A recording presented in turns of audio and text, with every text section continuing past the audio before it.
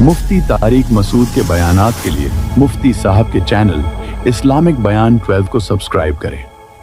یہ کہ میں اس وقت مخاطب ہوں مسلمانوں سے، اگر غیر مسلموں سے خطاب ہوتا تو ان کو ہم کہتے اسلام میں داخل ہو جاؤ، مکمل کا لفظ استعمال نہ کرتے، کیونکہ وہ تو مکمل باہر ہیں۔ لیکن ظاہر ہے جب مسلمانوں سے خطاب ہوگا تو ہم یوں کہیں گے کہ مکمل داخل ہو جاؤ، داخل تو پہلے سے ہوئے ہوئے ہیں۔ آج کل اسلام میں داخل کے بجائے نکالنے کا زیادہ ٹرینڈ چل پڑا ہے۔ ابن انشا ایک مزاحیہ گزرا ہے، اس نے اپنی کتاب میں لکھا کہ دائرے کی قسمیں، ہوتا ہے نا بچے جیومیٹری سیکھ رہے ہوتے ہیں، تو اس نے ان قسموں میں بتایا کہ ایک دائرہ اسلام کا دائرہ بھی ہے، اور اس میں کارٹون بنایا ہوا تھا ایک مولانا صاحب بیچ میں جو ڈنڈے سے لوگوں کو نکال رہے ہیں، اور بتایا کہ پہلے اس میں لوگوں کو داخل کیا جاتا تھا، آج کل اس سے لوگوں کو نکالا جا رہا ہے۔ کہتے نہیں یہ دائرہ اسلام سے خارج، یہ دائرہ اسلام سے خارج۔ بیان میں بیچ بیچ میں جو چیزیں یاد آتی ہیں تو میں جمعہ اور اتوار کے بیان میں کوشش کرتا ہوں ان کو بھی چلاؤں، کیونکہ واعظ و نصیحت کی مجلس ہے، جو چیز بھی آ جائے پارسل کر دینی چاہیے، جو بھی خیر کی بات، چاہے وہ موضوع سے ہٹ کے بھی کیوں نہ ہو، اس سے کوئی فرق نہیں پڑتا۔ یہ جو میں مسلمان کا لفظ استعمال کرتا ہوں، بہت سے لوگوں کو اس پہ بھی اعتراض ہے کہ مسلم ہوتا ہے، مسلمان تو نہیں ہوتا۔ قرآن و سنت میں ہمیں جو لفظ ملتا ہے وہ کیا ملتا ہے؟ مسلم۔ تو خوب سمجھ لیں، الفاظ کے بکھیڑوں میں پڑھنے کی ضرورت نہیں ہے۔ مسلم، مسلمان، اردو میں مسلمان مسلم ہی کو کہتے ہیں۔ شاید یہ اس طرح سے وجود میں آیا ہے کہ فارسی میں مسلم مسلمان، جیسے طالب سے طالبان، جمع کا صیغہ جو ہے نا، طالب ایک طالب علم کو کہتے ہیں، طالبان بہت سارے طالب، تشنگان علم کہتے ہیں نا، جمع کا صیغہ ہے یہ فارسی میں، تو اردو میں فارسی بہت ہے، تو مسلم سے شاید مسلمان ہوگا، بہت سے مسلم یعنی مسلمز کو کہا جاتا ہوگا، تو پھر بن گیا مسلمان۔ تو اس میں کوئی کچھ ٹینشن لینے کا نہیں ہے، جیسے لفظ اللہ کو خدا کہہ دینے سے کوئی ٹینشن کی بات نہیں ہے، کوئی اتنے بڑا مسئلہ نہیں ہے۔ اللہ کو اللہ بھی کہہ سکتے ہیں، خدا بھی کہہ سکتے ہیں، فارسی میں ہے خدا، گاڈ بھی کہہ سکتے ہیں انگلش میں۔ عمل میں مسلمان بالکل زیرو ہوتا جا رہا ہے، الفاظوں کے بکھیڑوں میں پڑا ہوا ہے۔ تو بار بار میں بات کہتا ہوں، فرقہ واریت ناموں کو دیکھ کے کہا جاتا ہے مختلف فرقے، ناموں کو ختم کرو، تو ناموں کو ختم کرنے میں ایک نیا فرقہ بنا لیتے ہیں۔ تو کسی بھی کوئی بھی چیز کی پہچان کچھ بھی بن جاتی ہے، لوگ اپنی آسانی کے لیے نا، زبان جو ہے نا، زبان لینگویج جسے کہتے ہیں ہم، یہ بالکل نیچرل وے میں وجود میں آتی ہے، اس میں آپ اگر کاٹ چھانٹ شروع کر دیں گے تو بہت بڑی مشکل ہو جائے گی۔ لوگ جب جس چیز کو جو نام دے دیں تو مان لینا چاہیے اس کو۔ اب یہ جو میں بار بار بتاتا ہوں، یہ میرا ٹاپک نہیں ہے، 2 منٹ میں بس اس کو سمیٹ کے آگے چلتے ہیں، کہ یہ جو دیوبندی، بریلوی، اہل حدیث اور فلانا، ڈمکانا، حنفی، شافی، یہ لوگوں کے دیے ہوئے نام ہیں، یہ غیر مسلم کے مقابلے میں نہیں ہے، یہ مسلمانوں کے آپس کے مقابلے میں ہے۔ اب جب ایک چیز ہوگی تو اس کو نام تو دیا جائے گا نا۔ مسلم کے مقابلے میں چاہے دیوبندی ہو، بریلوی ہو، شیعہ ہو، اہل حدیث ہو، جو بھی ہو، غیر مسلم کے مقابلے میں ہم سب کیا ہیں؟ مسلم ہیں۔ لیکن جب مسلمانوں میں مختلف مکتبہ فکر وجود میں آ گئے تو وہ ایک دوسرے سے فرق کیسے کریں گے؟ مسلم غیر مسلم سے کریں گے۔ اگر مسلم غیر مسلم سے کریں گے اس کا مطلب آپ دوسرے کو غیر مسلم مان رہے ہو۔ تو جب مختلف مکاتب فکر وجود میں آ گئے تو ان کا ایک دوسرے سے فرق کرنے کے لیے اسلام کے علاوہ کوئی اور نام دینا پڑے گا۔ ایک آسان سی مثال دے دیتا ہوں، ہندوستان میں فرقے نہیں تھے تو کچھ لوگ تیجا 40واں کرتے تھے، کچھ تیجا 40واں نہیں کرتے تھے۔ اب لوگوں نے تو فرق کرنا ہے نا، تو لوگوں نے اپنی آسانی کے لیے نام دے دیا کہ یار جو نہیں کرتے ان کا تعلق زیادہ تر دیوبند کے مدرسے سے ہے، تو لوگوں نے ان کو ہائی لائٹ کر دیا کس نام سے؟ دیوبندی کے نام سے۔ یہ پبلک کا دیا ہوا نام ہے۔ اور جو تیجے 40 میں کرتے تھے وہ ایک مکتبہ فکر تھا, ان کے پاس ان کے اپنے دلائل تھے, ان سے چاہے ہم متفق ہوں یا نہ ہوں, لیکن انہوں نے کچھ بنائے دلائل, ان کی رائے تھی. تو جب وہ لوگ بڑی تعداد میں آ گئے اور وہ ربیع الاول میں یہ سب کچھ کرنے لگے جو وہ کرتے ہیں, تو ایک مکتبہ فکر تھا, تو لوگوں نے اس کا نام کیا کر دیا, کیونکہ ان کا تعلق زیادہ تر بریلی سے تھا, تو لوگوں نے خود کیا کہنا شروع کر دیا, بھائی یہ بریلوی ہے. اب اگر آپ کہیں نہیں ہم سب مسلم ہیں, تو اس کا مطلب یہ ہوا کہ جو تیجے 40 میں نہیں کر رہے وہ بریلویوں سے فرق کے لیے لوگ ان کو نام دے مسلم. اس کا مطلب خود بخود مان لیا کہ جو تیجے کر رہے ہیں وہ غیر مسلم ہیں. اس سے فرقہ واریت کم ہوگی یا بڑھے گی؟ وہ کہے گا یار ہمیں تم نے غیر مسلم بنا دیا. تو مسلمانوں کے آپس میں جب ڈفرینس ہوگا نا, تو اس میں فرق کے لیے یہی نام دیے جائیں گے. اب جو لوگ کہتے ہیں میں نہ دیوبندی نہ بریلوی نہ اہل حدیث نہ فلانا نہ ڈمکانا, تو ہم ان سے کہتے ہیں پھر آپ کا نظریہ کیا ہے, آپ کی سوچ کیا ہے؟ تو جو آپ کی سوچ ہے, تو وہ سوچ کے لوگ تو پہلے سے پائے جاتے ہیں, تو وہی تو ہو گیا, نام آپ نے وہ نہیں رکھا لیکن وہ سوچ آپ کی پائی جاتی ہے. اور جب آپ اپنے آپ کو کہیں گے مسلم مسلم مسلم, تو یہ غیر مسلم سے فرق کے لیے تو مسلم کہا جائے گا, لیکن آپس میں فرق کے لیے اگر مسلم کہہ رہے ہیں اٹ مینس دوسرا کیا ہے, آپ اس کو غیر مسلم مان رہے ہیں. اور آسان کر دیتا ہوں, پھر یہ چلتا ہوں آگے. یہ بہت زیادہ فرقے آج کل یہ لفظ بہت زیادہ چلایا جا رہا ہے. اس کے نام پہ فرقے کم نہیں ہو رہے, بنائے جا رہے ہیں, فیکٹریاں لگا دی ہیں فرقے بنانے کی. اب بہت سے لوگ کہتے ہیں ہمارا کوئی فرقہ نہیں ہے, حالانکہ اسلام میں سب سے پہلے 2 بڑے فرقے وجود میں آئے ہیں. یہ تو بعد کے ہیں نا, کسی نے بریلویت کا نام دے دیا, نام بعد میں آئے ہیں. یہ جو سوچ تھی وہ تو بہتوں کی ہمیشہ سے رہی ہے, جو نظریے تھے. سب سے پہلے جو وجود میں آئے, جو آج تک قائم ہیں, ان کی بات کر رہا ہوں, وہ شیعہ اور سنی وجود میں آئے ہیں. شیعہ حضرات کا جو بیسک دعویٰ ہے پنج تن پاک, اہل بیت کو اور حضرت علی کو دیگر اصحاب رسول پہ فضیلت دینا, ان کے اپنے اصول ہیں, وہ ان اصولوں پر عمل پیرا ہیں. وہ 2 نمازیں ہمیشہ اکٹھی پڑھتے ہیں, وہ 3 طلاق کو ایک بھی نہیں مانتے, کچھ ایک مانتے ہیں کچھ ایک بھی نہیں مانتے. حضرت عمر رضی اللہ تعالیٰ عنہ کے فیصلوں کو بالکل لفٹ نہیں کراتے, تبھی وہ متع کو بھی جائز سمجھتے ہیں. ان میں بڑے فرق تھے ان کے اندر اور سنیوں کے اندر. ان کا عقیدہ بھائی 11 امام ہیں 12 امام ہیں, وہ امام کو بھی بہت زیادہ امام کو درجہ دیتے ہیں وہ. تو جو یہ عقیدوں کے حامل نہیں تھے, جن کا یہ عقیدہ تھا نہیں بھائی قرآن حدیث اور صحابہ, خلفائے راشدین کو بھی ویلیو دینی ہے, تمام صحابہ کو ماننا ہے, ہر نماز اپنے ٹائم پہ پڑھنی ہے. سفر میں تو اختلاف ہے اہل سنت والجماعت میں آپس میں, لیکن جب حضر میں ہوں گے تو ہر نماز اپنے ٹائم پہ ہوگی. متع حلال نہیں ہے, 3 طلاقیں 3 ہوتی ہیں. تو جن کا یہ کانسیپٹ تھا ان کو کیا کہا جانے لگا, اہل سنت والجماعت. حالانکہ آپ کہتے نہیں ہم فرقوں میں نہیں پڑھیں گے, یہ مسلم ہیں, اس کا مطلب آپ نے ان کو کیا مان لیا, غیر مسلم. اگلا قبول کر لیتا اس نعرے کو, وہ کہتا ہے بھائی ہم وہ تو کہہ رہے ہیں ہم تو مسلم ہیں, وہ تھوڑی آپ اس کو 100 دفعہ غیر مسلم کہیں, اگلا ایکسیپٹ کرنے کے لیے تیار نہیں ہے. تو علماء نے کیا کیا بھائی, ٹینشن سے بچنے کے لیے کہ بھائی 2 مکاتب فکر ہیں, ایک کو اہل سنت والجماعت کہا جاتا ہے اور ایک کو شیعہ کہا جاتا ہے. پھر اہل سنت والجماعت کو شارٹ فارم میں سنی کہا جانے لگا. میں نے کہا نا زبان جو ہے وہ پرواہ نہیں کرتی ہے, زبان آٹومیٹیکلی وجود میں آتی ہے. لوگ جس چیز میں آسانی دیکھتے ہیں اس کو خود وضع کرتے ہیں. جو زبان کے الفاظ ہیں ان کو وضع کسی ادارے میں نہیں کیا جاتا, وہ آٹومیٹیکلی لوگوں کی زبان پہ. ابھی آج کے نا پروگرام تو بڑھ گیا چل رہا ہے نا مارکیٹ میں, اب یہ کسی نے بیٹھ کے بنایا ہے, اب ہر جگہ یہ وڑ گیا کا لفظ. اب اصل وڑ گیا کہ جو بھی مطلب ہو, اصل وڑ گیا. مجھے کل کسی نے کہا یہ وڑ گیا بہت برا لفظ ہے, اس کا تو یہ مطلب ہے, اس کا تو وہ مطلب ہے, یہ وڑ گیا کا لفظ. میں نے کہا جو بھی مطلب ہے ابھی یہ نہیں ہے, ابھی وہ مطلب ہے جو مارکیٹ میں چل رہا ہے. وڑ گیا کا مطلب بیڑا غرق ہو گیا پروگرام کا. اچھا چھالیاں بھی آ گئی, میم سے بہت آ رہی ہیں, پروگرام تو بڑھ گیا. میں شہد لینے گیا تو میں چٹان کے اوپر چڑھا ہوا تھا نا, بہت ہائٹ پہ, ایک یعنی 1000 فٹ بلندی پہ شہد کے لیے میں بلوچستان کے پہاڑ پہ چڑھا. شہد کا چھتا میں نے کہا اپنے ہاتھوں سے کاٹوں گا میں, شوق ہے ہمیں اس طرح کی حرکتوں کا.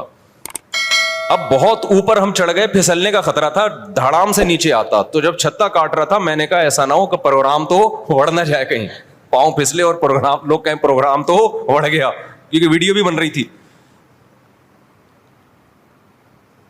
تو اب آپ لوگوں کو سمجھاؤ نہیں بڑھ گیا, ایکچولی بہت اس کے برے معنی ہیں اور فلانا ہے. او بھائی, کسی کا ذہن اس برے معنی کی طرف نہیں جا رہا. تو زبان بالکل نیچرل وے میں وجود میں آتی ہے اور اس کو جیسی ہے ویسے ہی رہنے دینا چاہیے, اس کو چینج نہیں کیا جا سکتا.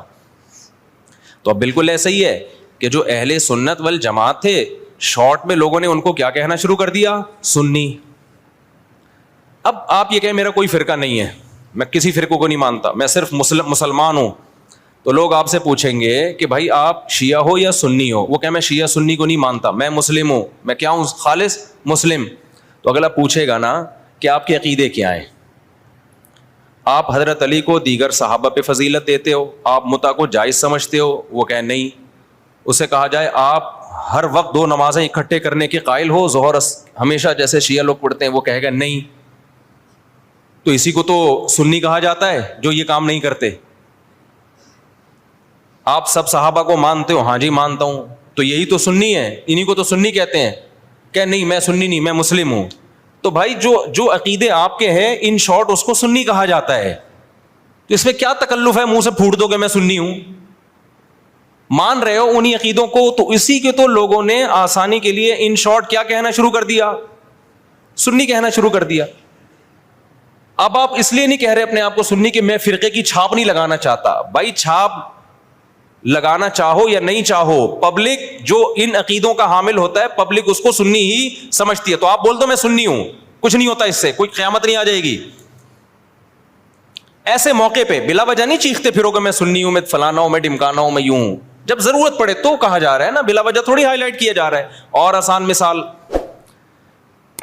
بر صغیر میں جب احمد رضا خان بریلوی آئے اور انہوں نے وہ بہت زیادہ اس کا پرچار کیا, خاص جو ان کے مخصوص عقائد تھے وہ صحیح تھے غلط تھے, اس پہ بحث میں تو میں جا ہی نہیں رہا. اس کے بعد ایک خاص مکتبہ فکر وجود میں آیا کہ بھائی ربیع الاول کو عید کا دن کہنا ہے اور تیجا کرنا ہے, 40واں کرنا ہے, جو بھی کر رہے ہیں وہ ایکٹیویٹیز. اب کیا ہوا کہ جب یہ ایکٹیویٹیز بڑھی ہیں تو لوگوں نے کہا یہ والے جو لوگ ہیں نا, کچھ لوگ یہ چیزوں کو مانتے ہیں اور کچھ لوگ ان چیزوں کو بولو نہیں مانتے. تو لوگوں نے جو نہیں مانتے تھے ان کو دیوبندی کہنا شروع کر دیا, جیسے ہم لوگ نہیں مانتے, ہمارے اکابر بھی نہیں مانتے تھے. تو لوگوں نے کہا کہ یار یہ جو مکتبہ فکر ہے نا, ان کا تعلق زیادہ تانے بانے ان کے دیوبند مدرسے سے جا کے ملتے ہیں. تو چاہے اب تانے بانے دیوبند سے ملیں یا نہ ملیں, بر صغیر میں صرف دیوبند کا مدرسہ تھوڑی تھا, لاکھوں ہزاروں مدرسے تھے. چاہے جس مدرسے سے بھی فارغ ہو, چاہے وہ دیوبند کا نہ بھی ہو, پبلک نے اس کو کیا کہنا ہے, دیوبندی. کیونکہ پبلک آسانی دیکھ رہی ہے نا, آسانی دیکھ رہی ہے, اس کی ڈیپ میں نہیں جاتی, زبان میں نہیں اتنی ڈیپ میں جایا جاتا. لوگ کہتے ہیں یار ان شارٹ بتاؤ کیا ہو تم. اور جو لوگ یہ کام کر رہے تھے ان کو پبلک نے کیا کہنا شروع کر دیا, بھائی بریلوی کہنا شروع کر دیا. اب آپ کے ہاں کوئی بندہ رشتہ لے کر آیا اپنی بیٹی, آپ کی بیٹی کے لیے, بیٹھا ہوا ہے سامنے, چائے رکھ دیا آپ نے, ڈبو کے بھی نہیں کھا رہا, اس کو پتا ہے رشتہ ٹوٹنے کا خطرہ ہوتا ہے, ایٹیٹیوڈ کے خلاف ہے یہ ڈبو کے کھانا نا, تمیز سے بیٹھا ہوا ہے. آپ لوگ کیا تھے کہ آپ تیجا بھی کرتے ہیں, 40واں بھی کرتے ہیں, عرس بھی مناتے ہیں, قوالیوں میں بھی جاتے ہیں. آپ کا ایک یہ سوچ ہے, آپ کو رشتہ اسی قسم کا چاہیے. میں سمجھا پا رہا ہوں, ادھر توجہ میری طرف. آپ کو رشتہ چاہیے اسی مزاج کا. تو آپ لڑکے سے ان شارٹ کیا پوچھو گے کہ آپ مسلم ہو یا غیر مسلم, یہ پوچھو گے. اگر آپ نے پوچھ لیا کہ بیٹا آپ ہمارا کوئی فرقہ نہیں ہے, ہم دیکھنا چاہتے ہیں آپ کی سوچ کیا ہے, ہم صرف مسلم ہیں, تو بیٹا آپ مسلم ہو یا غیر مسلم. وہ کیا کہے گا, میں کوئی ہندو عیسائی چمار لگ رہا ہوں آپ کو, وہ شرم نہیں آتی آپ کس طرح کے سوال پوچھ رہے ہیں مجھ سے. بولو نا کیا ہو گیا, یہی کہے گا نا وہ جواب میں کہیں دیکھو بیٹا ہم فرقوں کو تو مانتے نہیں, ہم تو یہ مانتے نہیں دیوبندی, بریلوی, اہل حدیث اور شیعہ سنی. بیٹا یہ سب چیزیں یہ تو منجن ہے, منجن. یہ کیا ہے, یہ فرقوں کے منجن ہیں.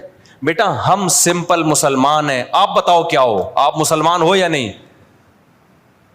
اگلا کہے گا انکل ختنے دکھا دوں کیا میں آپ کو, میں مسلمان ہوں تو مسلمان گھرانے میں آیا ہوں نا. کس طرح کی باتیں کر رہے ہیں آپ بھی مسلمان ہیں, ہم بھی مسلمان ہیں. تو اب آپ یہ بتائیں کہ مسلمانوں میں آپ کا مکتب فکر کیا ہے, کس سوچ کے حامل ہیں آپ کی سوچ کیا ہے, آپ کے اصول اور ضابطے کیا ہیں؟ آپ تیجے 40 میں کرتے ہیں, کہے گا ہاں بیٹا. آپ عرس پہ جاتے ہیں, ہاں بیٹا. آپ نبی کو حاضر ناظر سمجھتے ہیں, ہاں بیٹا. اچھا تو آپ بول دیں نا منہ سے ان شارٹ کے ہم بریلوی ہیں, گھنٹہ میرا پی گئے آپ بیٹھ کے. اور لڑکی والے بھی لڑکے سے یہ پوچھیں گے کہ بیٹا ان شارٹ آپ بتاؤ. اچھا لڑکا الٹے سوال پوچھ رہا ہے, آپ مسلم ہیں؟ میں صرف مسلم ہوں. آپ بتائیں مسلم ہیں, وہ دیں گے رشتہ؟ بولے گا پتہ نہیں کس قسم کا آدمی, ہم ہندو لگ رہے ہیں ہم تجھے شکل سے کیا. تو وہ بھی ان شارٹ پوچھیں گے بیٹا آپ دو بڑے مکتب فکر بر صغیر میں چل رہے ہیں, کچھ تیجے 40 میں کو مانتے ہیں, کچھ تیجے 40 میں کو نہیں مانتے.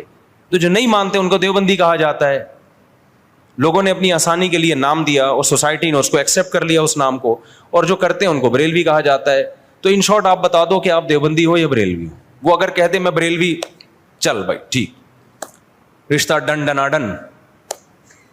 اگر وہ کہتے کہ میں دیوبندی ہوں تو بھائی پتلی گلی سے نکلو. سمجھ رہے ہو, ناموں کی بات کر رہا ہوں میں. ہاں بلا وجہ اپنا نام ہائی لائٹ کرنا. اچھا ایک اور اس میں ہم اہل حدیث کو بھی اس میں لے لیتے ہیں. اہل حدیث کیا ہیں؟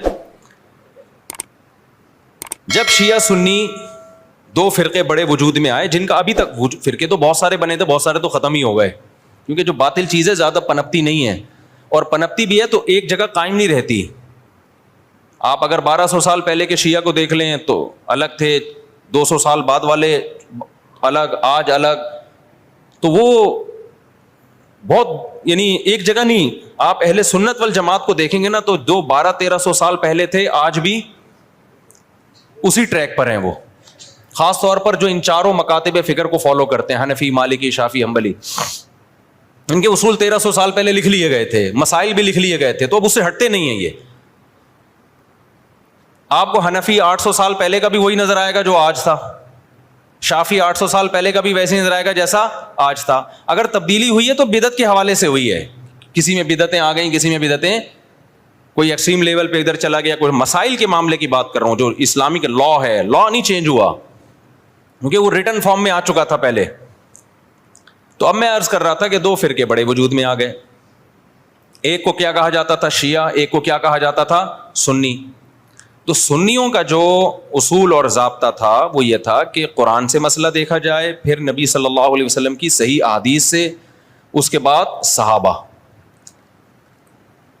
تو انہوں نے اس اصول کو سامنے رکھ کے ریسرچ کی, اور باقاعدہ جیسے حدیث کو ریٹن فارم میں محدثین لے کر آئے کہ بھئی اب سینہ بسینہ کب تک چلے گی, اس کو ریٹن فارم میں لے کر آؤ, کتابیں لکھو, ضائع ہو سکتا ہے علم.